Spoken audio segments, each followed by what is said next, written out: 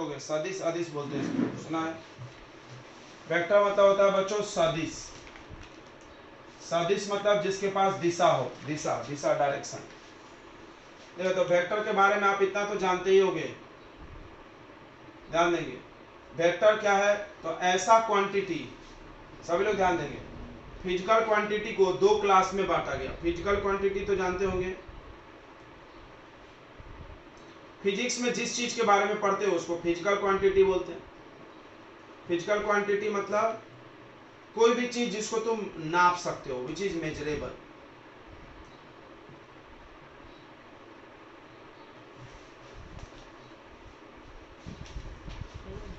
Which is measurable, ऐसा कोई भी चीज जिसको हम नाप सकते हैं उसको क्या बोलते हैं हम लोग, फिजिकल क्वांटिटी। जैसे आप बताओ कि आप अपने लव को, प्यार को नाप सकते हो कि तुमको किसी मम्मी से कितना किलो प्यार है, बताइए बच्चों, क्या आप प्यार को नाप सकते हैं? नहीं।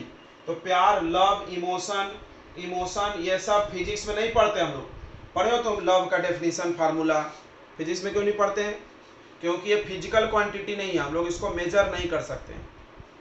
जिसको नाप सकते हैं जैसे distance, displacement, velocity, acceleration, time, mass, इसको हम नाप सकते हैं, मेजर कर सकते हैं। इसी को हम लोग फिजिक्स में पढ़ते हैं। तो फिजिकल क्वांटिटी उसी को बोलते हैं जो नापा जा सके। फिजिकल क्वांटिटी दो प्रकार के डिवाइड किए गए, एक वेक्टर्स और दूसरा स्केलर्स। वेक्टर और स्केलर भी बोल सकते हो आप। वेक्टर सबको पता है किसको बोलते हैं, इधर लिख लेते हैं अलग से। वेक्टर किसको बोलते हैं, तो बोलते हैं the physical quantity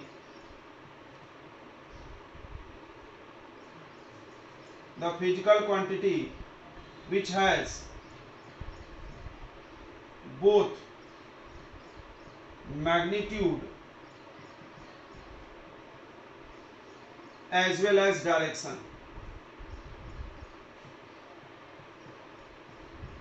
is called vector. ऐसा क्वांटिटी जिसमें मैग्नीट्यूड का भी ज्ञान मिले उसको बोल करके और डायरेक्शन का भी पता चले, ठीक है।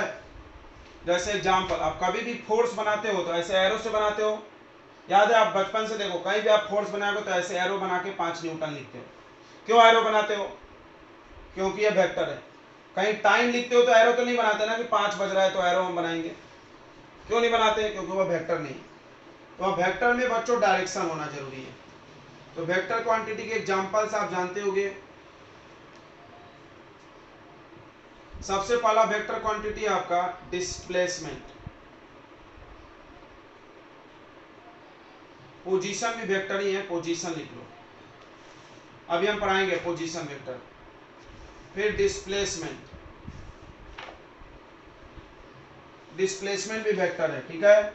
उसके बाद आता है वेलोसिटी, याद होगा आप बचपन से पढ़ रहे हो। एक्सेलरेशन, उसके बाद फोर्स, उसके बाद momentum, impulse, torque,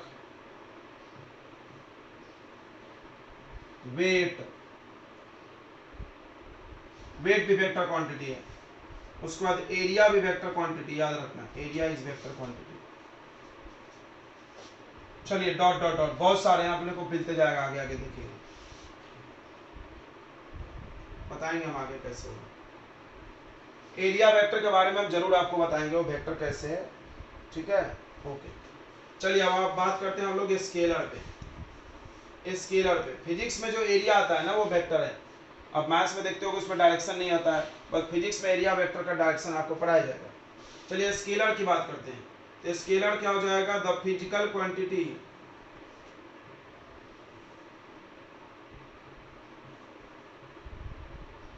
which have only magnitude, सिर्फ मैग्नीट्यूड होगा। मैग्नीट्यूड मतलब वैल्यू। जैसे देखो, आप किसी चीज का डिस्प्लेसमेंट लिखोगे ना बच्चों, इधर ध्यान दें, तो आपको ऐसा लिखना पड़ेगा 5 मीटर, ये डिस्प्लेसमेंट हो गया। और आपको इसके साथ डायरेक्शन लिखना पड़ेगा ऐसे, along x axis, along positive x axis, ऐसा लिखना पड़ेगा। देख रहे हो, ये मैग्नीट्यूड है और ये क्या है साथ में, डायरेक्शन। समझ में आया? Direction X axis, Y axis, Z axis, वहां लिखा रहेगा, ईस्ट वेस्ट नॉर्थ साउथ, कुछ ना कुछ डायरेक्शन लिखा ही रहेगा। ये हो गया आपका मैग्नीट्यूड, ये हो गया डायरेक्शन। लेकिन अगर आप टाइम लिखते हो, जैसे आप पूछोगे टाइम बताओ, तो आप लिखते हो 10 मिनट, क्या आप इसमें डायरेक्शन लिखते हैं? नहीं लिखते हम लोग डायरेक्शन। इसका मतलब टाइम एक स्केलर क्वांटिटी है। जब आप मास लिखते हो तो बस 5 किलो लिख देते हो, इसमें डायरेक्शन तो नहीं लिखते, नहीं। लेकिन अगर आप वेट लिखते हो, आपने सुना होगा वेट न्यूटन में होता है 10 न्यूटन, तो वेट किधर की तरफ काम करता है? हमेशा अर्थ के सेंटर की तरफ, पृथ्वी के सेंटर की तरफ वेट काम करता है। ओके, यानी इसका डायरेक्शन नीचे की तरफ होता है। चलिए इधर ध्यान देंगे। तो स्केलर क्वांटिटी समझ गया जिसमें सिर्फ मैग्नीट्यूड हो। The physical quantity which has only magnitude is called scalar quantity.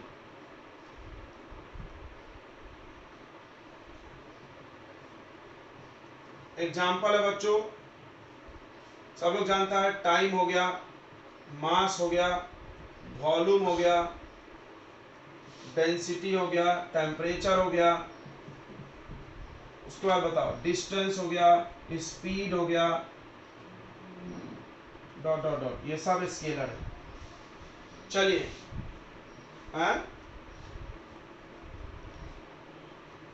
Distance scalar है, डिस्टेंस स्केलर है, डिस्प्लेसमेंट वेक्टर है। डिस्टेंस स्केलर है, डिस्प्लेसमेंट वेक्टर है। डिस्प्लेसमेंट डिस्टेंस अलग अलग होता है।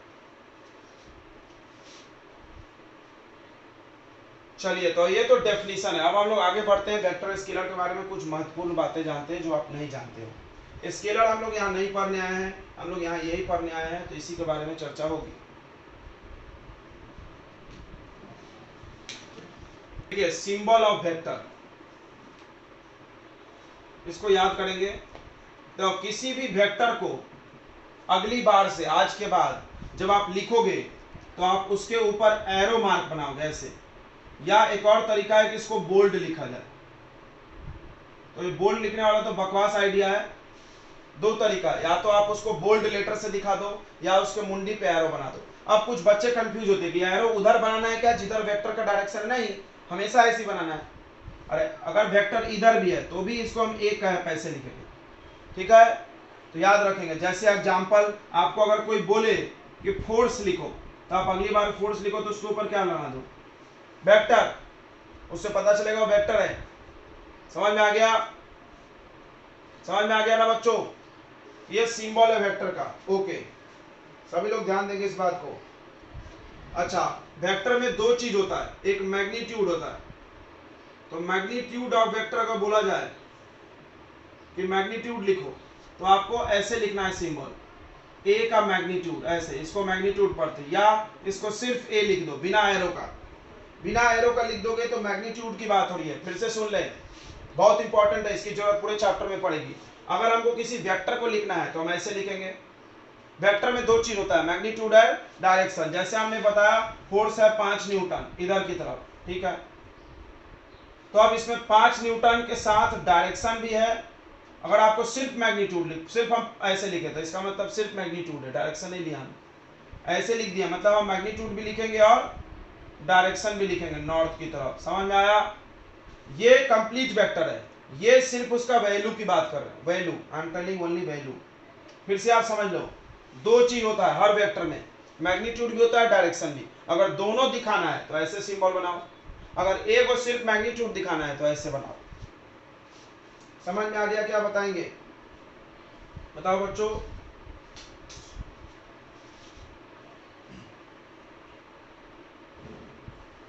अच्छा, अगला सुनो, ग्राफिकल रिप्रेजेंटेशन ऑफ वेक्टर। किसी भी वेक्टर को ग्राफ में कैसे दिखाओगे? तो ग्राफ में उसको दिखाना है एरो से, एरो से शो करना है। और इस बात को समझना, एक बात को समझना बच्चों की, magnitude of vectors proportional to length of arrow. उधर ध्यान दो रे,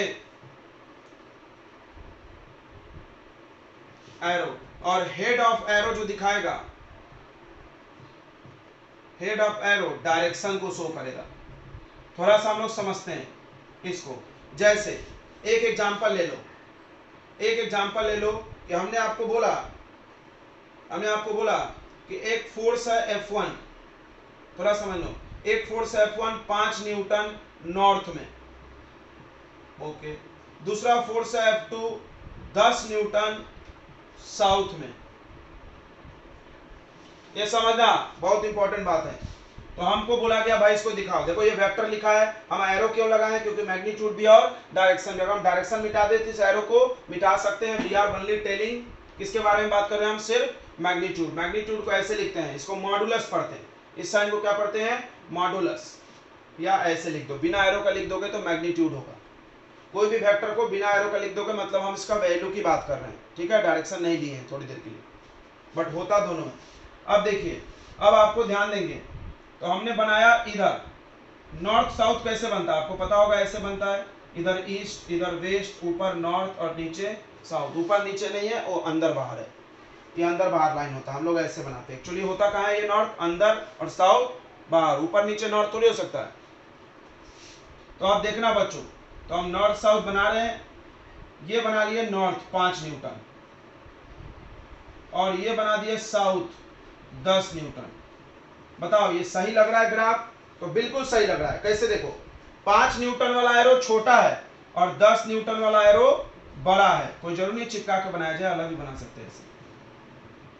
यही चीज यहां बोला हुआ, देखो कि मैग्नीट्यूड ऑफ वेक्टर, वेक्टर की जो वैल्यू होगी, मैग्नीट्यूड यानी वैल्यू, वो उसके लेंथ के प्रोपोर्शनल होगा। मतलब जितना बड़ा वेक्टर उतना बड़ा लेंथ बनाना है। अगर हम बोलो 20 न्यूटन बोले तो तुम कितना बड़ा बनाओगे, और बड़ा बनाओगे 10 वाले से, बनाएंगे कि नहीं बनाएंगे बताओ। 20 न्यूटन बोलेंगे तो और बड़ा बनाओगे। अच्छा अगर हम बोले 2 न्यूटन, अगर हम बोले 2 न्यूटन नॉर्थ में, तो 2 न्यूटन नॉर्थ में, ये देखो छोटा सा बनेगा। बोलो किसको किसको समझ में आ गया, हाँ बोलो यार।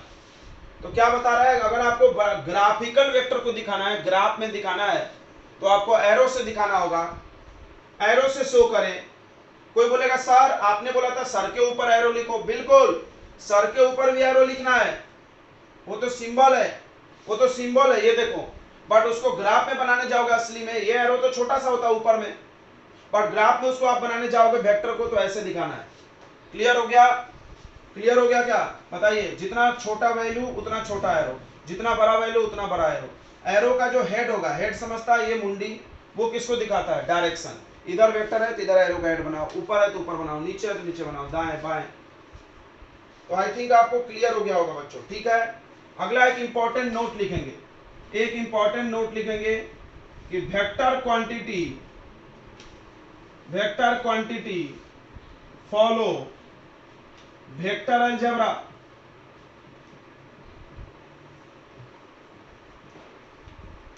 देखिए vector quantity vector algebra follow करता है। जैसे आपसे अगर कोई पूछे 2 मीटर प्लस 2 मीटर, तो आप 4 मीटर बोल सकते हो, लेकिन अगर ये वेक्टर रहेगा तो आंसर 4 आएगा, कोई गारंटी नहीं है, कुछ भी आ सकता है।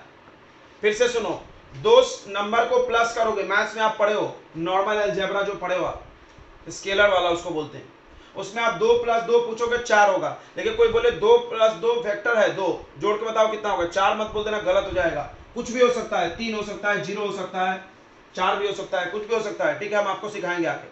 सबसे इंपॉर्टेंट बात कि वेक्टर को plus minus multiply divide vector के ही रूल से करना होता है। आप उसमें स्केलर वाला रूल घुसा दोगे, पक्का आंसर गलत हो जाएगा, ठीक है। यह बात एकदम दिमाग में डाल दिए।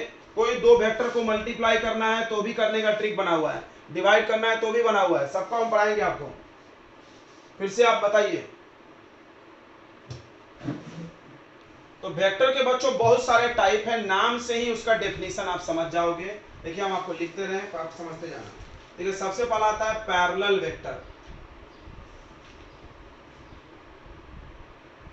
पैरेलल वेक्टर समझेंगे थोड़ा ध्यान से। पैरेलल वेक्टर्स, देखो 2 वेक्टर है, ऐसे बना रहे हैं हम एरो से, वेक्टर को एरो से दिखाएंगे ना, ये एक वेक्टर है, ये एक वेक्टर है, इसको मान लो ए बोल दिए, वेक्टर ए लिख दिए, इसको बी बोल दिए, ये दोनों पैरेलल है। तो पैरेलल वेक्टर नाम से ही पता चल रहा है कि पैरेलल होता है, बट इसमें काम का चीज क्या है, बस मेरे काम का ये हम तुम बता रहे हैं कि इनके लिए थीटा 0 डिग्री होता है। पैरेलल वेक्टर के लिए एंगल कितना होता है, 0 डिग्री। ये बस मेरे काम का है, इतनी सी बात, बाकी गया तेल लेने। तुमको दिख ही रहा जिसका डायरेक्शन सेम हो। पैरेलल वेक्टर ऐसे वेक्टर जिसका डायरेक्शन सेम हो, चाहे मैग्नीट्यूड कम ज्यादा हो, अच्छा देख करके बताओ ए और बी में बड़ा कौन है? बी बड़ा है, देख के समझ में आ रहा है क्योंकि एरो बड़ा है। बहुत बड़ा काम नहीं है, रॉकेट साइंस तो है नहीं। तो कोई बोला सर इक्वल भी हो सकता है, बिल्कुल इक्वल भी हो सकता है। तो पैरेलल वेक्टर में सेम डायरेक्शन होना चाहिए, बस इतनी सी बात याद रखो। To vectors which have same directions, दो वेक्टर जिनका डायरेक्शन एक ही तरफ हो, एरो एक ही तरफ होना चाहिए बस। किधर भी बना दो, किधर भी बना दो, इधर बना दो, ऐसे। बताओ ये पैरेलल होगा कि नहीं होगा? बताइए बच्चों, ये पैरेलल होगा कि नहीं होगा? नहीं होगा, बिल्कुल नहीं होगा। वेरी गुड, वेरी गुड, नहीं होगा क्योंकि इसका डायरेक्शन सेम नहीं है। हमने क्या बोला? डायरेक्शन सेम होना चाहिए। एक बच्चा हाँ बोल रहा है। ये देखो ऐसे और ऐसे बना है, अब पैरेलल है कि नहीं है? बिल्कुल है। दूसरा बच्चों इक्वल वेक्टर्स, नाम से ही समझना है। देखो ये देखो, हम एरो से दिखाते हैं, ये देखो ये दोनों वेक्टर इक्वल है, देख के भी समझ रहा होगा तुमको। देख के समझ रहा है कि नहीं इक्वल है? अच्छा, तो इक्वल वेक्टर में दो चीज होना चाहिए। एक अब देखो थोड़ा हम तुमसे पूछते हैं, पहला मैग्नीट्यूड इक्वल होना चाहिए, मैग्नीट्यूड इक्वल। अब बताओ बच्चों हम कैसे लिखेंगे मैग्नीट्यूड को? दिखाना है तो हमको इक्वल ए और बी का मैग्नीट्यूड कैसे लिखेंगे? ऐसे लिख सकते क्या? देखो तो magnitude of A equal to magnitude of B, लिख सकते कि नहीं? या हम इसको ऐसे भी लिख सकते हैं, या हम इसको ऐसे भी लिख सकते हैं बिना एरो का, बिना एरो का भी लिख सकते हैं इक्वल टू बी। तो हम इसको पढ़ेंगे magnitude of A equal to magnitude of B. आपको समझ में आया हमने आपको क्यों सिखाया था मैग्नीट्यूड वाला लाइन? अब आ रहा होगा। उसके बाद इसका डायरेक्शन भी इक्वल होता है, डायरेक्शन भी सेम होता है, डायरेक्शन भी सेम होता है। अब देखो वेक्टर में दो ही को चीज होता है, मैग्नीट्यूड और डायरेक्शन, दोनों सेम हो गया। तो क्या हम पूरा का पूरा वेक्टर को इक्वल लिख सकते हैं? बताइए ये क्या लिखा हुआ है? a इक्वल टू बी, ये क्या लिखा है? इसको क्या पढ़ोगे? Vector a equal to vector b। इसको क्या पढ़ोगे? इसको क्या पढ़ोगे? Magnitude of vector a equal to magnitude of vector b। Clear हो रहा है? क्लियर हो रहा है कि नहीं हो रहा? बताएंगे। हाँ, इसका भी एंगल 0 होगा। गुड, इसका भी एंगल 0। कैसे भी हो, देखो ऐसे भी हो सकता है, इक्वल दिखना चाहिए। एरो की लंबाई इक्वल, डायरेक्शन भी इक्वल। तो डायरेक्शन भी इक्वल, मैग्नीट्यूड दोनों इक्वल चाहिए। तीसरा पॉइंट देखो, कोई पूछे इक्वल वेक्टर तो डेफिनेशन बना लोगे ना? क्या लिखोगे? The vectors which have same magnitude and same direction. तीसरा बच्चों आता है एंटी पैरेलल वेक्टर। नाम से समझ गया होगा राइट? ये पैरेलल है तो एंटी पैरेलल कैसा होगा? बताइए एंटी पैरेलल कैसा होगा बच्चों? पैरेलल नहीं होगा। मैग्नीट्यूड की इक्वल होगा कि नहीं होगा? गेस करो, मैग्नीट्यूड इक्वल होगा कि नहीं होगा? हो भी सकता है, मैग्नीट्यूड के बारे में इसमें कुछ जानकारी नहीं लिखी है। पैरेलल का मतलब पैरेलल, मैग्नीट्यूड सेम हो चाहे सेम नहीं हो। यहाँ पर थीटा गेस करो कितना होगा? थीटा गेस करिए बच्चों, 180। थीटा कितना होगा? 180। जब दो वेक्टर के बीच में 180 का एंगल हो तो उसको एंटी पैरेलल बोलते हैं। इसका डायरेक्शंस अपोजिट होना चाहिए, डायरेक्शंस अपोजिट होता है। दो वेक्टर जिसमें डायरेक्शन क्या हो? अपोजिट हो, उसको एंटी पैरेलल बोलते हैं, उसको एंटी पैरेलल बोलते हैं। पैरेलल तो होगी ना, ये तो पैरेलल है। थीटा 180 हो गया तो एंटी पैरेलल नाम रख दिए, थीटा 0 हुआ तो पैरेलल रख दिए। मैथ्स में इन दोनों को साथ में मिला के पढ़ते हैं। मैथ वाला लौंडा से पूछ ये लाइन और ये लाइन क्या बोलेगा, तो इसको भी पैरेलल बोलेगा, इसको भी पैरेलल बोलेगा, मैथ्स पढ़ने वाला। बट हम बार बार तुमको एक चीज बोल रहे हैं, फिर बोलेंगे, जब भी तुम ऐसे सवाल करोगे, इस चैप्टर में बच्चे हजारों बार ऐसे सवाल करते हैं, बट जवाब एक ही होता है मेरा कि vector do not obey normal algebra, it obey vector algebra. Vector का अपना अलग कानून है, अपना अलग देश है, समझ रहा है? वो दूसरे देश का करेंसी उसमें चलता नहीं है, इसीलिए आपको इसको समझने की बहुत जरूरत है। यहाँ पर तुमको बहुत सारे आश्चर्यजनक फैक्ट्स दिखेंगे जो तुम मैथ्स में बिल्कुल नहीं लगा सकते, दिखेंगे भाई, इसीलिए तो पढ़ रहे हैं। तो डायरेक्शन अपोजिट होना चाहिए। आप इसका डेफिनेशन, आपको बच्चों ये ट्रेंड समझ ठीक लग रहा है कि हम थ्योरी लिख के दें? बहुत सारे लोग लंबी लंबी कथा लिख के देंगे, आपके स्कूल वाले देंगे वो कथा लिख के, कैसे लिखेंगे? Two vectors which have same magnitude same direction is called equal vector. Do you like this type of note? Then I will make it. चाहिए आपको भी? कैसे चलेगा? तो यही समझ में आना की जरूरत है। हम बारह बोले वेक्टर कोई चैप्टर नहीं है, आपके बुक में नहीं है, इससे पेपर में कोई क्वेश्चन नहीं आएगा डायरेक्ट। हाँ, बस इसका इस्तेमाल है। इस्तेमाल ऐसी है, आपको क्वेश्चन में लिखा रहेगा दो वेक्टर इक्वल मैग्नीट्यूड, आप समझो क्या बोलना चाह रहा हो, या दो इक्वल वेक्टर बोले तो समझो क्या बोलना चाह रहा है। वेक्टर इक्वल, पूरा वेक्टर इक्वल हो गया, मैग्नीट्यूड भी इक्वल, डायरेक्शन भी इक्वल। पैरेलल वेक्टर बोले तो समझ जाओ थीटा जीरो। ये सब बातें मिलेंगी आपको क्वेश्चन सॉल्व करते समय, बस इतना ध्यान रखना। चलिए अगला आता है बच्चों, तीसरा चौथा, अपोजिट वेक्टर। अपोजिट को हम लोग निगेटिव वेक्टर भी बोलते हैं। देखिए इसमें क्या होता है, इसमें होता है इक्वल मैग्नीट्यूड, मैग्नीट्यूड इक्वल होता है बट डायरेक्शन अपोजिट होता है।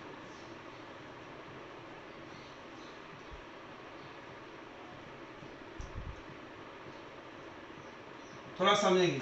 मैग्नीट्यूड इक्वल तो आप ऐसा लिख लो, magnitude of A equal to magnitude of B, but direction उल्टा है। थोड़ा ध्यान देंगे इधर, ये एक वेक्टर है ए, इधर बना हुआ है, एक जस्ट उल्टा वेक्टर बी बना दो, तो आप इसको अपोजिट वेक्टर भी बोल सकते हो, बिल्कुल। एंटी पैरेलल भी बोल सकते हो, बिल्कुल। एंटी पैरेलल है, थीटा 180 है, थीटा 180 है तो एंटी पैरेलल भी है। बट एंटी पैरेलल में मैग्नीट्यूड इक्वल होता था, कोई जरूरी नहीं था, बट इसका मैग्नीट्यूड भी इक्वल है ना, लंबाई। अब समझना, इसको ऐसे लिखते हैं, देखो इधर डायरेक्शन अगर उल्टा हो तो ऐसे लिखते हैं, vector A equal to minus of B. बोलेंगे ये बात समझ में आया कि नहीं आया? माइनस क्यों? बचपन में सुने होगे, कोई वेक्टर उल्टा हो तो उसमें माइनस लगाते हैं, कभी सुने हो जिंदगी में?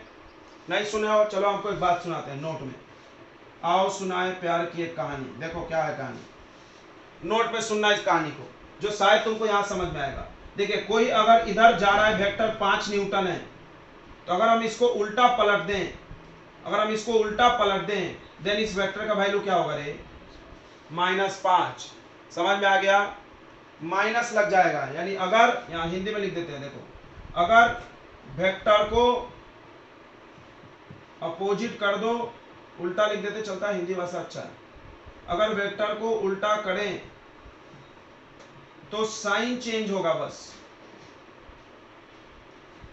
एकदम याद कर जाओ इसको, साइन चेंज हो जाएगा। अब देखो इकरे आ, ए वेक्टर ये है, बढ़िया, बी ये है, ये बी है, माइनस बी नहीं है। अगर मान लो माइनस बी बनाएंगे तो इस एरो को कैसा करोगे? ऐसा पलटी, ये देखो बना दिया हमने माइनस बी, ये है माइनस बी। अब बताओ ए और बी आपस में इक्वल है कि नहीं? यहां जाओ इक्वल वेक्टर पे। इक्वल वेक्टर क्या होता है? दो वेक्टर एक ही तरफ और इक्वल मैग्नीट्यूड। तो हम ए को किसके इक्वल लिख सकते हैं? माइनस बी के। किसको किसको दिल तक पहुंच गया बताओ? फिर से हम एक बार कोशिश करते हैं। देखिए ये ए है, बिल्कुल, बी को हम ऐसा पलट दिया, टक, जैसे हम पलटे तो माइनस बी हो गया। अब इस वेक्टर को और इस वेक्टर को देखो, इन दोनों की लंबाई इक्वल है और डायरेक्शन भी इक्वल है, तो क्या हम बोल सकते हैं vector A equal to minus of B. देखो जैसे यहां पर तुमने बोला था कि ये दो वेक्टर है, इधर ही जा रहा था, ए इक्वल टू बी, और इसका value equal, A equal to B. अब मान लो यहाँ माइनस बी लिखा होता, A equal to minus B लिख सकते थे ना, रे लिख सकते थे। वही चीज हमने किया, बी को हम पलट दिए तो माइनस बी हो गया, अब माइनस बी ए के इक्वल हो गया, तो यहाँ लिख दिया हमने। बट इसको हम पढ़ेंगे कैसे? फिजिक्स इसको पढ़ता कैसे? देखो A equal and opposite, minus sign को क्या पढ़ोगे हर वक्त? इस माइनस साइन को क्या पढ़ना है? Opposite direction.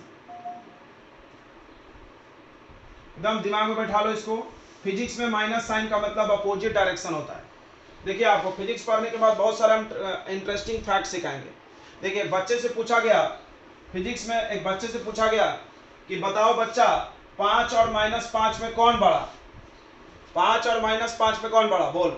तो मैथ में अगर पूछोगे तो हम बोलेंगे 5 बड़ा है, मैथ में पूछोगे तो हम बोलेंगे 5 बड़ा है, स्केलर में पूछोगे तो हम बोलेंगे 5 बड़ा है, बिकॉज प्लस में ज्यादा होता है, माइनस मतलब छोटा। बट अगर ये सवाल वेक्टर का हो, कोई पूछे कि 5 न्यूटन फोर्स और -5 न्यूटन फोर्स में कौन बड़ा? बोलो दोनों सेम है बे, दोनों सेम है बे। अंतर क्या है? एक इधर लग रहा तो एक इधर लग रहा, बस इतना ही अंतर है। डायरेक्शन अपोजिट है। क्या पता चला? डायरेक्शन। याद रखना फिजिक्स में वेक्टर टॉपिक के अंदर माइनस साइन किसी को बड़ा छोटा नहीं कर सकता है। कोई छुआछूत भेदभाव नहीं है इधर, बराबर है कि नहीं। प्लस है तो भी उतना ही है, माइनस है तो भी उतना ही वैल्यू का है, बस अंतर है उसका मुंह उधर घूम गया है। सबको ये बात क्लियर हो भैया? न्यूटन लिखा है, एक सेकंड, होल्ड। न्यूटन किसका यूनिट होता है? फोर्स कौन सा क्वांटिटी है? Vector quantity. मिल गया जवाब? जवाब मिल गया क्या? तो पता कैसे चलेगा भाई? यूनिट से पता चलेगा, क्वांटिटी लिखा रहेगा। एक्सेलरेशन, कोई बोला एक कार चल रहा है, एक्सेलरेशन 2 मीटर पर सेकंड स्क्वायर, -2 मीटर, तो क्या है? सेम है कार का एक्सेलरेशन, बस एक बार इधर जा रही है, एक बार इधर लौट रही है, उल्टा डायरेक्शन है, बस ये काम है। सबको समझ में आ रहा है कि नहीं आ रहा है? हाँ ना बोलो यार। जैसे तुम तो जानते हो यार, तुम तो इसको जानते हो, 10 9th में पढ़े हो, देखो कैसे जब कोई भी चीज को ऊपर भेजते हैं तो एक्सेलरेशन -10 लेते थे, याद है? ऐसे क्वेश्चन किए हम लोग 9th में। ऊपर फेंकते थे तो एक्सेलरेशन माइनस, और नीचे गिर रहा है तो एक्सेलरेशन पॉजिटिव +10, याद आया? तो बस यहाँ वहां पे भी तुमने यही काम किया है, तुम करे हो सब बट ध्यान नहीं दिए हो। तो ध्यान रखो, कभी भी किसी वेक्टर के, एक्सेलरेशन इज अ वेक्टर, कभी भी किसी वेक्टर के डायरेक्शन को अगर पलट दिया जाए तो उसका साइन बस बदलता है और कुछ नहीं बदलता है, याद रखना। जैसे ए है, बी है, इसको पलट दिए तो -b। अब बताओ बच्चों, अगर हम ए को ऐसा उल्टा बना दे तो क्या लिखोगे? इसको -a लिख देंगे कि नहीं लिख देंगे? क्या आपको ये समझ में आ गया इतनी बातें? क्या आपको इतनी बातें? को इनिशियल। अब बताइए, बचपन से आप बहुत बार को पढ़े होंगे। को मतलब क्या होता है? साथ में, साथ, पार्टनर। तो को इनिशियल मतलब देखो, ये एक वेक्टर इधर है ए, इधर एक वेक्टर है बी, इधर एक वेक्टर है सी, इन सब में क्या कॉमन है? Initial point. सबके सब एक ही पॉइंट से उजागर हुए हैं कि नहीं हुए हैं? तो को इनिशियल वेक्टर मतलब वैसे वेक्टर्स जिसका इनिशियल पॉइंट सेम हो, वैसा वेक्टर जिसका इनिशियल पॉइंट सेम हो। समझ रहा होगा? Vectors having same initial point. अगर आपको इनिशियल पॉइंट समझ नहीं रहा है तो आप इसको स्टार्टिंग पॉइंट लिख लो। अगर आपको ये पॉइंट समझ नहीं रहा तो आप इसको क्या लिख लो? स्टार्टिंग। Same starting point. देखो ये सब के सब ओ से स्टार्ट हुए, भले कोई इधर चला जाए, हो भले इक्वल हो, अनइक्वल हो, पैरेलल हो, नहीं हो, उससे कोई मतलब नहीं, कि स्टार्ट एक जगह से होना चाहिए। तो इसको कौन सा वेक्टर बोलेंगे? को इनिशियल वेक्टर। तो vector A, vector B and vector C are को इनिशियल वेक्टर।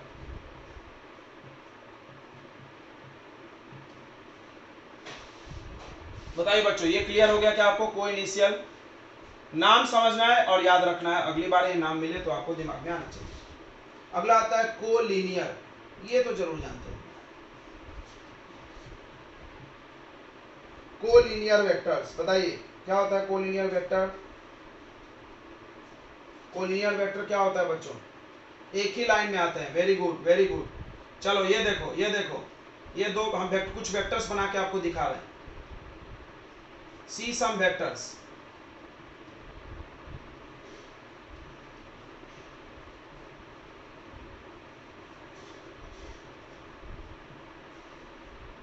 ये सभी वेक्टर को आप ध्यान से देखो, इधर ध्यान दो बे।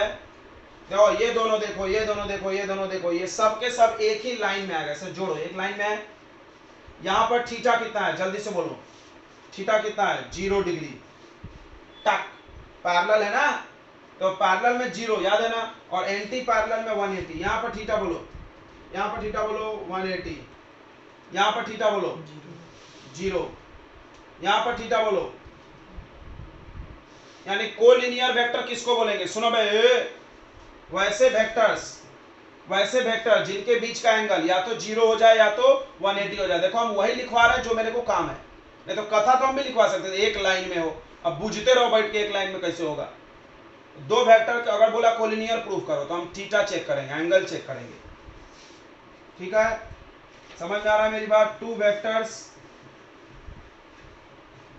लाई अलोंग सेम स्ट्रेट लाइन।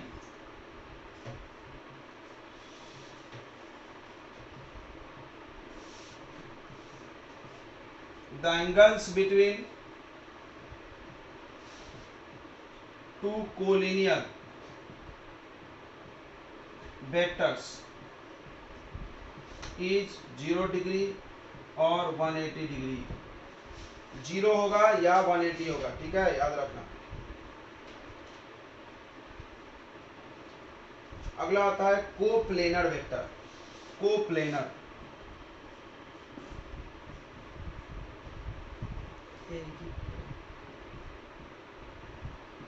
थोड़ा समझेंगे इधर। ये आपके रूम का कॉर्नर है बच्चों, थोड़ा ध्यान देना। आप अपने रूम का कॉर्नर देखे हो, ये आपका रूम है, ये एक प्लेन है, थोड़ा ध्यान देना। ये आपका फ्लोर है, जमीन।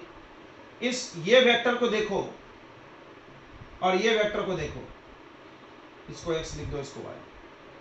तो ये दोनों वेक्टर एक ही प्लेन में आ रहा है ना, एक ही जमीन में। प्लेन मतलब सतह, प्लेन मतलब सतह। आप चादर डालो, दोनों ढक जाना चाहिए। एक चादर बिछा दो, दोनों पे बिछ जाना चाहिए। बता, बट ये तो नहीं आ रहा उसमें, ये तो ऊपर है। देखो चादर हम यहाँ डाले, लेकिन ये तो ऊपर उठा हुआ है। तो देखो ये z जो है वो x और y का कोप्लेनर नहीं है, लेकिन x और y क्या है, कोप्लेनर। अगला सुनो, यहां हम एक तीसरा वेक्टर बना दिया, ऐसे कैसे भी बना दो, a। तो बताओ ये x a y तीनों कोप्लेनर है कि नहीं है? तीनों क्या है, कोप्लेनर। तो क्या बोलेंगे हम, ऐसा vectors lie in same plane.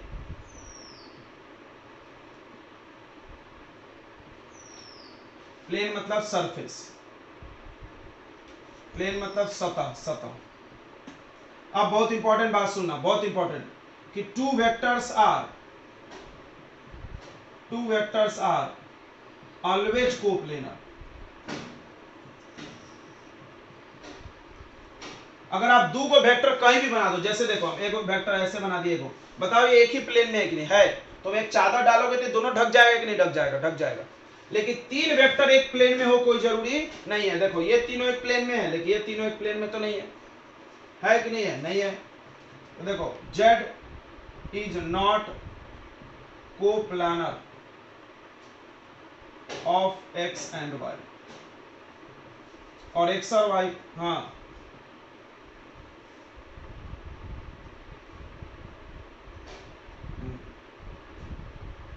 हाँ, तो भी कोप्लेनर होगा ना, ऐसे ऐसे बोल रहा हो ना, तो भी कोप्लेनर होगा। ऐसा प्लेन बनेगा, प्लेन ऐसा बनेगा, खड़ा वाला प्लेन, वर्टिकल। आप ऐसे चादर डाल दो, ये बोर्ड भी तो एक प्लेन है, ऐसे भी तो एक चादर डाल सकते हैं। देखो ये भी एक प्लेन है, थोड़ा समझो। ये आपका एक दीवार है, ये आपका रूम का एक दीवार है, ये प्लेन है कि नहीं है?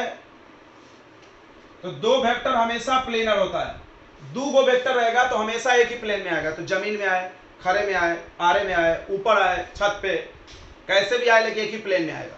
लेकिन अगर तीन गो हो गया तो हमारी मर्जी, हम चाहेंगे तो एक प्लेन में बना सकते, चाहेंगे तो एक प्लेन से अलग भी कर सकते। ये देखो ये तीनों एक प्लेन में है, लेकिन यह जेड अलग ऊपर चला गया। समझ में आ गया? प्लेन यानी सतह, सतह। सोचना तो एक सतह में आता है क्या? नोट कर लिया ना आपने इधर का?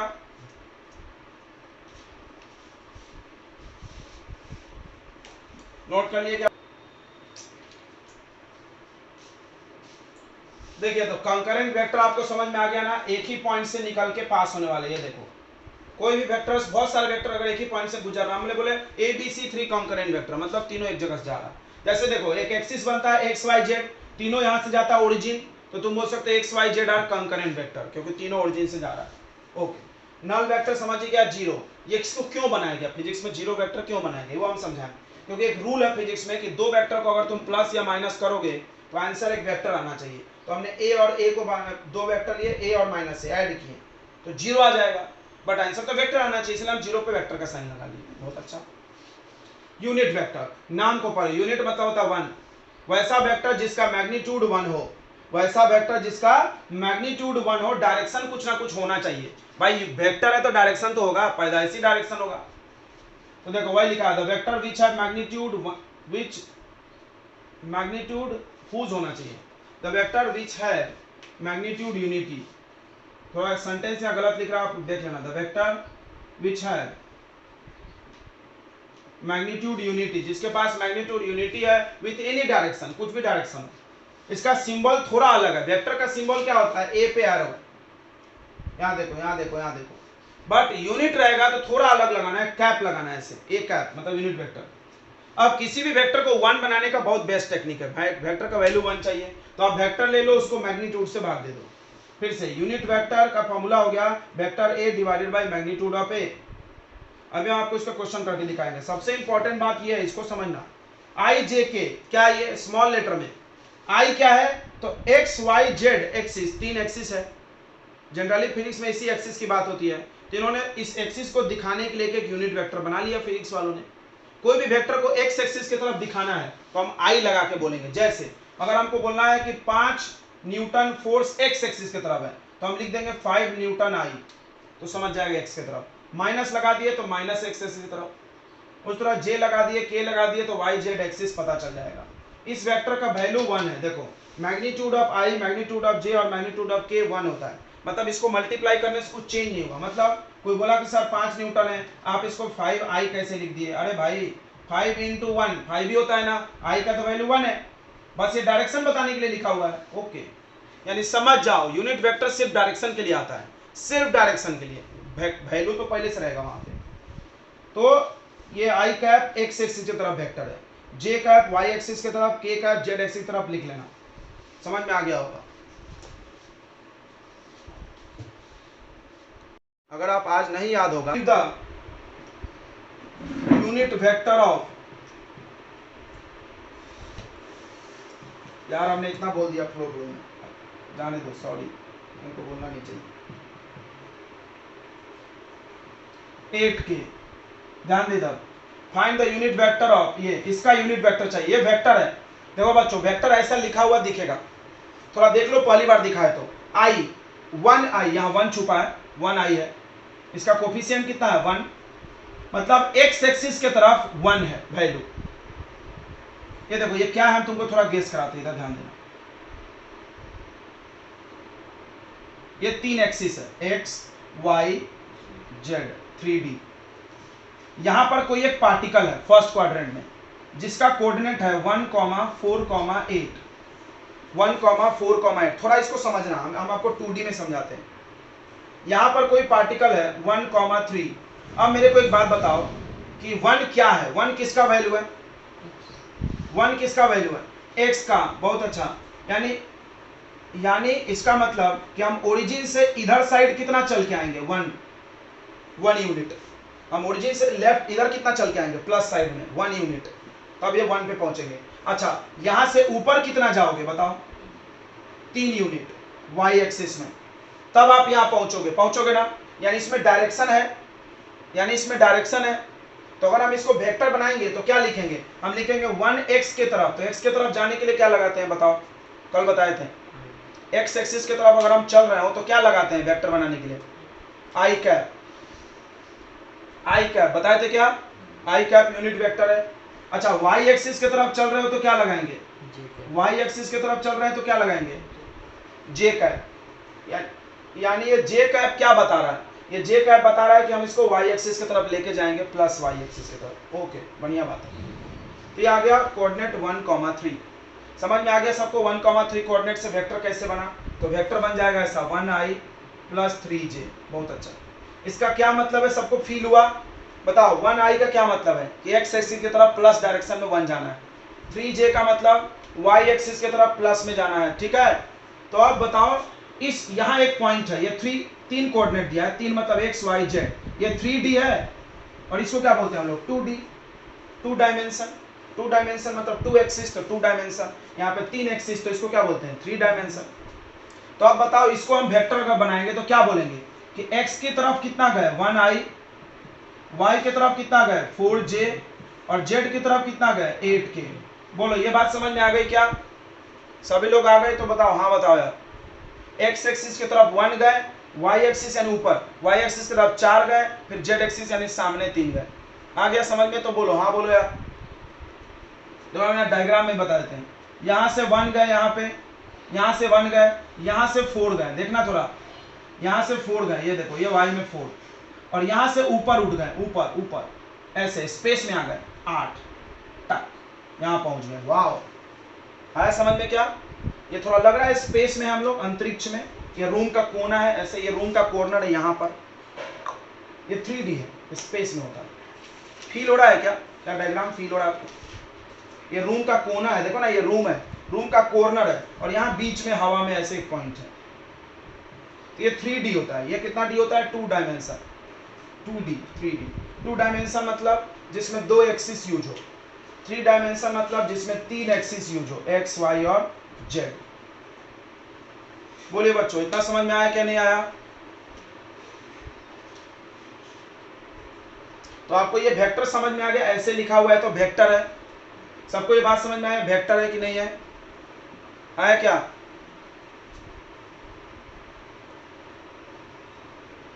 चलो अच्छी बात है। अब आपको यूनिट वेक्टर निकालना है। यूनिट वेक्टर का क्या फार्मूला है? देखो, यूनिट वेक्टर का फार्मूला है ए वेक्टर डिवाइडेड बाय मैग्नीट्यूड, यानी जो भी वेक्टर का यूनिट चाहिए, जो भी वेक्टर का यूनिट वेक्टर चाहिए, ए कैप अगर आपको चाहिए तो आप क्या करो, ए वेक्टर ले लो और उसके मैग्नीट्यूड से भाग दे दो। वेक्टर ये लिखा हुआ है, यहां लिख दो। और यूनिट, इसका मैग्नीट्यूड कैसे होगा? तो मैग्नीट्यूड कैसे निकलता है याद रखना, हम आपको बता रहे हैं। किसी भी वेक्टर का मैग्नीट्यूड आई जे के है तो क्या करना, आई वाले कोफिशिएंट का स्क्वायर कर देना, 1 का स्क्वायर, प्लस जे वाले कोफिशिएंट का स्क्वायर, प्लस के वाले कोफिशिएंट का स्क्वायर। बोलो ये समझ में आया क्या? पाइथागोरस थ्योरम है बच्चों। क्यों करेंगे हम आपको क्यों भी बता दें। देखो आप 2D में समझ लो, फिर इसको 3D में लगा लेना, क्योंकि 2D में चीजों को समझना आसान होता है, हमारे पेपर पे ड्रॉ हो जाता है। 3D तो इमेजिन होता है, कल्पना करना पड़ेगा हवा में। 3D हम लोग बना नहीं सकते पेपर में, तो इसीलिए आप 2D में समझिए। देखिए यहाँ पर एक पॉइंट है, ध्यान समझना, इसका कोऑर्डिनेट है 1,3। समझना मेरी बात, 1,3। अब आप इसको जब वेक्टर बनाओगे तो क्या लगा दोगे, 1i लगा दोगे और 3j। अब अगर हम पूछें कि इस पॉइंट की दूरी कितनी है ओरिजिन से, तो आपको ये पूछ रहे हैं हम, इसी को मैग्नीट्यूड बोलेंगे। मैग्नीट्यूड मतलब क्या होता है, वैल्यू। तो ये ओरिजिन से कितनी दूर है वही मैग्नीट्यूड है। तो बताओ ये वैल्यू कैसे निकलेगा? बहुत आसान है, बहुत आसान है। ये 1 है x वाला और y वाला 3, या 90 का एंगल है, तो बताओ ये कैसे आएगा, ये कैसे आएगा? Pythagoras theorem, right. √3 का स्क्वायर प्लस 1 का स्क्वायर। इसी को हम लोग शॉर्ट में आपको बता दिए कि आप i वाले कोफिशिएंट का स्क्वायर कर दो, j वाले का, बट असली में ये ऐसा होता है। आई बात समझ में, असली में कैसा होता है और क्यों होता है? चलो क्यों है भाई ऐसा, क्लियर हो रहा है बच्चों? बताएंगे। ये पाइथागोरस थ्योरम लग गया। ये मैग्नीट्यूड है आपके वेक्टर की लंबाई। वेक्टर की लंबाई एरो से बनाते हैं ना, देखो ये इतना बड़ा वेक्टर है, इतना बड़ा वेक्टर है, उसकी लंबाई है मैग्नीट्यूड होती है। तो लंबाई निकालने के लिए हम पाइथागोरस लगा के निकाल लिए, इसीलिए ये फार्मूला है। जैसा कि 2D में आई और जे वाले का स्क्वायर करेंगे तो 3D में के का भी कर लेंगे साथ में, बस इतना चेंज है। 2 और 3D में जो काम आई जे में करते हो ना 2D में, 3D में बस वो काम जेड के साथ भी करो, यानी के वाले के साथ। सबको इतना समझ में आ गया क्या? हाँ बोलो।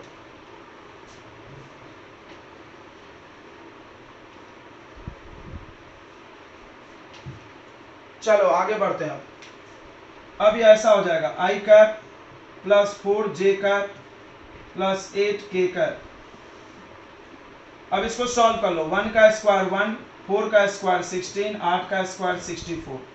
कितना आ रहा है ये? प्लस करके बताइए कितना आ रहा है बच्चों, जल्दी बताओ। 101 आ रहा, नहीं 6 7 8, 81 आ रहा है, 81 आ रहा है।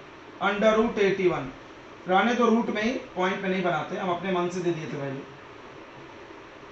ऐसा लिख देंगे इसको बाहर रूट से डिवाइड करके, ये बन गया यूनिट वेक्टर। सबको समझ में आ गया यूनिट वेक्टर कैसे बनाना है? चलो एक और क्वेश्चन कर लेते हैं यूनिट वेक्टर का, फिर क्लियर पक्का हो जाएगा।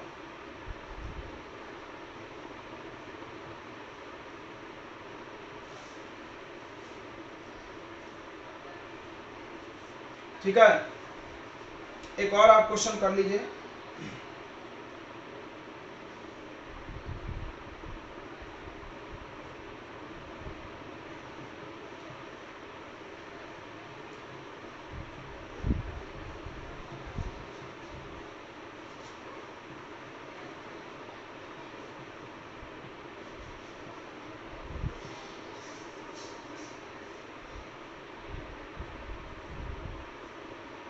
फाइंड इट्स यूनिट वेक्टर, ध्यान दे इधर। यहाँ एक क्वेश्चन लिखा हमने, ये भी वैसा ही आराम से आप कर लोगे, कर लेंगे क्या? कितना आ रहा है जल्दी से बताओ। इसको कुछ भी मान लो, ए मान लो, बी मान लो, नाम नहीं लिखा है तो आप अपने मन से ए कैप लिख लो। ए कैप इक्वल टू क्या होगा? Vector A divided by magnitude of A.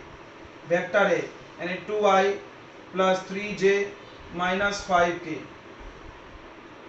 Magnitude under root 2 का स्क्वायर प्लस 3 का स्क्वायर प्लस माइनस 5 का स्क्वायर। देखो कोफिशिएंट का स्क्वायर कर देना, माइनस 5 का भी स्क्वायर क्या हो जाएगा? प्लस 5, तो कितना आ जाएगा? 2i cap plus 3j cap minus 5k cap upon 2 का स्क्वायर 4, 3 का स्क्वायर 9 और ये 25। कितना आ रहा?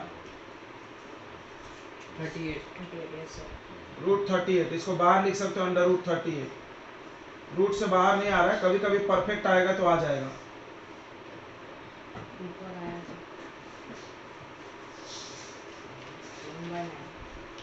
क्या 1/9? अच्छा 81 का तो रूट है ना रे, कोई बोला नहीं। 81 का रूट क्या है? 9।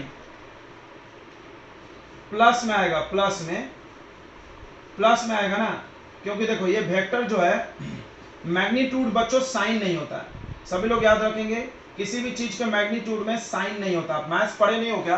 अभी आने का होगा। देखो इसको मॉडुलस भी पढ़ते हैं मैथ में। मैग्नीट्यूड मतलब I am talking about only value, not with the sign, क्योंकि साइन तो डायरेक्शन दिखाता है ना। वेक्टर में साइन क्या दिखाता है?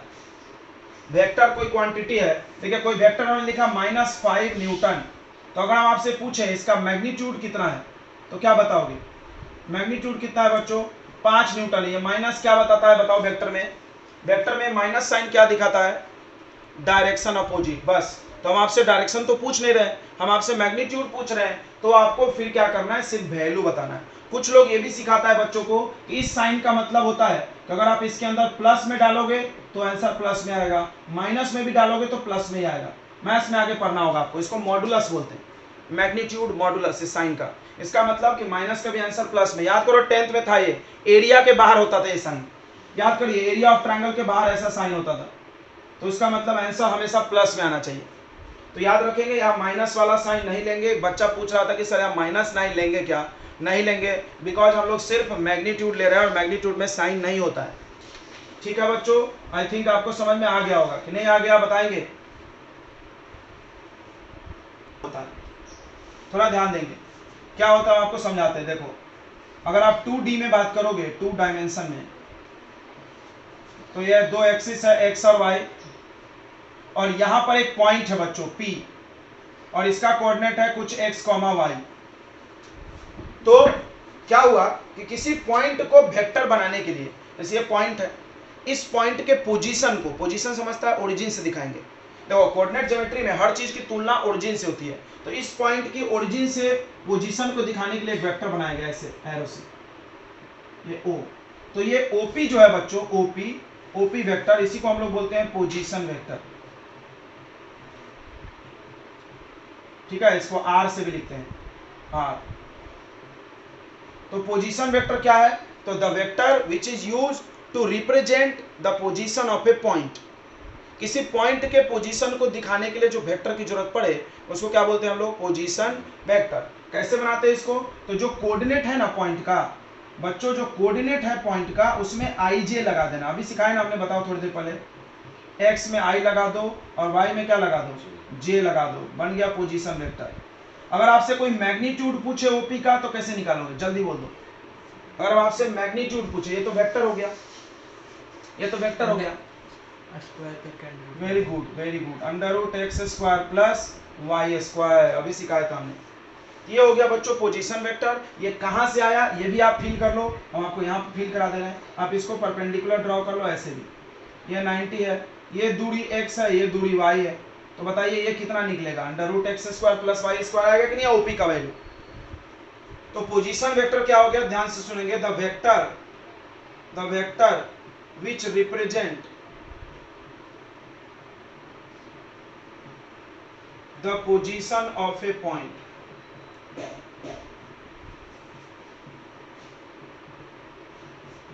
is called position vector,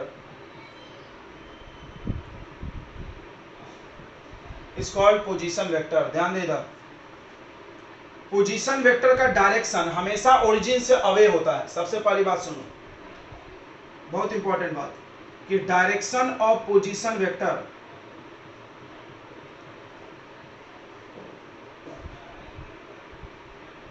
is always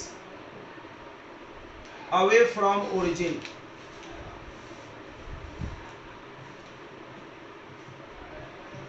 position vector का डायरेक्शन बच्चों ओरिजिन से हमेशा अवे होता है, दूर की तरफ। देख लो एरो बाहर की तरफ, इधर कभी नहीं होगा, ऐसा एरो नहीं हो सकता।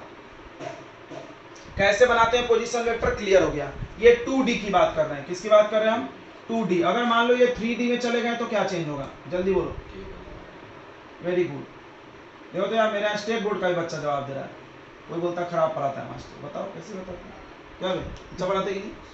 किसने बोला सर खराब पढ़ाते? अरे पूछो मत यार, साले शिकायत करने वाले कुछ भी बोल देते। कल को बोल देंगे विकास सर काले हैं, ये भी है। तो एक्स वाई जेड, मेरे यहाँ गोरे गोरे मास्टर है, विकास सर काले हैं, उधर मत जाओ। हाँ तो बोलना है बुराई इतना मत करो यार किसी की कि उसका भलाई हो जाए। तो हमने फील बना दिया, थोड़ा तुमको समझ रहा हूँ। तो ये एक्स वाई जेड है, तो यहाँ से अगर ओपी वेक्टर होगा तो एक्स में आई लगा दो, वाई में जे लगा दो, और जेड में क्या लगा दो, के लगा दो। ये हो गया आपका वेक्टर, पोजीशन वेक्टर। 3D में पोजीशन वेक्टर। अच्छा, अगर आपसे हम मैग्नीट्यूड पूछ ले यहाँ भी ओपी का, तो क्या करोगे, अभी सिखाए थे, √x² plus y² plus z²। I think आपको पोजीशन वेक्टर क्लियर हो गया होगा, राइट। चलिए आगे बढ़ते हैं। नेक्स्ट है बच्चों डिस्प्लेसमेंट वेक्टर।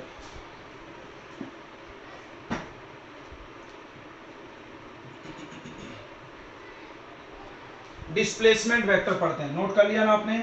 ठीक है, डिस्प्लेस मतलब आप जानते हो एक जगह से दूसरे जगह जाना। डिस्प्लेस एक कॉमन वर्ड है, इंग्लिश का वर्ड है, जिसका मतलब होता है विस्थापित होना, एक जगह से दूसरे जगह जाना। इसमें आपको 2 पॉइंट मानने होंगे, थोड़ा ध्यान दें। इसमें आपको 2 पॉइंट मानने होंगे, एक सेकेंड, एक्स वाई, ये 2 पॉइंट मान लो। यहाँ एक पॉइंट P है, यहाँ एक पॉइंट Q है। इसका कोऑर्डिनेट कुछ x1 y1 और इसका कोऑर्डिनेट कितना आएगा, x2 y2, x2 y2। ध्यान देंगे इधर, x1 y1 x2 y2। अब यहां से चल के कोई इधर गया, तो यहां से यहां तक हम डिस्प्लेस हुए, तो PQ को देखना, PQ वेक्टर को हम लोग बोलेंगे डिस्प्लेसमेंट वेक्टर, क्योंकि ये किसी भी पार्टिकल का डिस्प्लेसमेंट बता रहा है P से Q तक, क्योंकि ये किसी भी पार्टिकल का डिस्प्लेसमेंट बता रहा है। अब देखो यहां पर 2 पोजीशन वेक्टर बना लो, 2 पोजीशन वेक्टर। देखो हर पॉइंट का अपना पोजीशन वेक्टर होता है, ये बात क्लियर हो गया। याद रखना, कोई भी पॉइंट है तो उसको हम वेक्टर बना सकते हैं, ओरिजिन से जोड़ के उसको पोजीशन वेक्टर बोलते हैं। तो मान लो ये वाला पोजीशन वेक्टर r1 और ये वाला पोजीशन वेक्टर r2, तो आपको अगर डिस्प्लेसमेंट वेक्टर चाहिए ना बच्चों, तो तुम दोनों पोजीशन वेक्टर को माइनस कर दो। आप ये जानते होगे, 9th में पढ़ोगे, डिस्प्लेसमेंट इक्वल टू होता है चेंज इन पोजीशन वेक्टर। यानी PQ अगर चाहिए, देखना एक बार में दिमाग में चला जाएगा। देखो PQ O से चाहिए ओरिजिन, तो बताओ कोई भी चीज को कैसे निकालते हो, फाइनल माइनस इनिशियल। तो कौन है फाइनल, फाइनल कौन है, OQ माइनस PQ, ओ सॉरी OP चलेगा, OP PO एक ही। ये हो गया डिस्प्लेसमेंट वेक्टर। समझ में आ गया कि नहीं आ गया, बहुत आसान है, बहुत आसान है। फिर से एक बार समझ लेते हैं, देखो यहाँ देखो PQ लिखा है ना, इसको पलट के लिखना। देखो इसमें भी O लगा दो, इसमें भी O लगा दो। कोई बोला क्यों O लगा रहे हो, तो तुम बताना भाई पोजीशन वेक्टर को ओरिजिन से लिया जाता है, पोजीशन वेक्टर को ओरिजिन। फिर से देखो P और Q 2 पॉइंट है, 2 पॉइंट, हम इसको अलग अलग एक पॉइंट बना रहे हैं, Q अलग पॉइंट, P अलग पॉइंट। कोई भी पॉइंट को वेक्टर बनाना है ओरिजिन लगा दो, सिखाया ना हमने। किसी भी पॉइंट को वेक्टर बनाना ओरिजिन से एक लाइन बना दो, अवे ये बन गया। देखो तो PQ है तो क्या लिखेंगे, OQ माइनस OP। अगर AB रहता तो क्या लिखते हैं, मान लो AB वेक्टर रहता तो क्या लिखते हैं, जल्दी बोलो, OB minus OA। Very good. तो अब हमको डिफिनीशन बताते हैं इसका, सुन लो। व्हाट इज डिस्प्लेसमेंट वेक्टर, ये लिखा हुआ है, the difference of position vector of 2 point. Clear हुआ, 2 पॉइंट के पोजीशन वेक्टर को माइनस कर दो तो आ जाएगा, क्या आ जाएगा, डिस्प्लेसमेंट। ठीक है, समझ में आया क्या नहीं आया? The difference of position vector को पीवी लिख दे क्या शॉर्ट में, बड़ा लंबा नाम लिखना पड़ता है, पोजीशन वेक्टर पूरा लिख देते हैं। The difference of position vectors of 2 points is called displacement vector।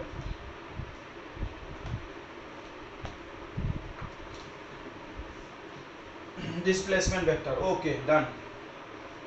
इसको भी एक क्वेश्चन हम लोग कर लेते हैं, इस पे भी एक क्वेश्चन कर लेते हैं, पूरा आइडिया आ जाएगा। इस पे क्वेश्चन कर लेते हैं बच्चों, पूरा क्लियर हो जाएगा। नोट कर लिया आपने ना? तो मैग्नीट्यूड ऑफ डिस्टेंस निकालना है। मैग्नीट्यूड तो आप इसका निकाल ही लोगे आराम से, कितना आएगा? अंडर रूट -3 का स्क्वायर करो या 3 का स्क्वायर करो, एक ही बात है। 4 का स्क्वायर प्लस 6 का स्क्वायर कर लोगे बच्चों? आगे कर लेंगे कि नहीं कर लेंगे? हाँ ना बोलो, कर लेंगे बच्चों। आपको डिस्प्लेस, हाँ जो भी है ठीक है, गुड। देखिए तो आपको मीटर लगा लो, डिस्टेंस पूछा है तो मीटर में होगा। अब सुनिए, यहाँ भी मीटर दिया रहता है क्वेश्चन में, टेंशन मत लेना। अच्छा अब हम क्या बता रहे थे, ध्यान सुनिएगा। आपको डिस्टेंस, डिस्प्लेसमेंट वेक्टर क्लियर हो गया, पोजीशन वेक्टर। फिर से हम आपको जाते जाते समराइज करते हैं। कोई भी पॉइंट है, अगर आप वेक्टर बनाना चाहते हो, एक्स वाई जेड में आई जे के लगा दो, खत्म, वेक्टर बन गया। अच्छा एक पॉइंट को वेक्टर बना लिए, दूसरे पॉइंट को वेक्टर बना लो, दोनों को माइनस कर दो तो डिस्प्लेसमेंट। डिस्प्लेसमेंट क्या होता है? चेंज ऑफ पोजीशन, यानी इसका पोजीशन में से इसके पोजीशन को माइनस कर दो। समझ में आ गया? डिस्प्लेसमेंट चेंज ऑफ पोजीशन होता है। आप डिफरेंस ऑफ पोजीशन वेक्टर लिखे हो, ठीक है, इसको आप चेंज ऑफ पोजीशन भी लिख सकते हो। चलिए तो आगे हम लोग कल पढ़ेंगे एडिशन ऑफ वेक्टर्स। आज पढ़ने वाले थे, नहीं पढ़ पाए, माफी चाहते हो, कल पढ़ेंगे। तो टाइप्स बच्चों खत्म हो गए हैं क्या?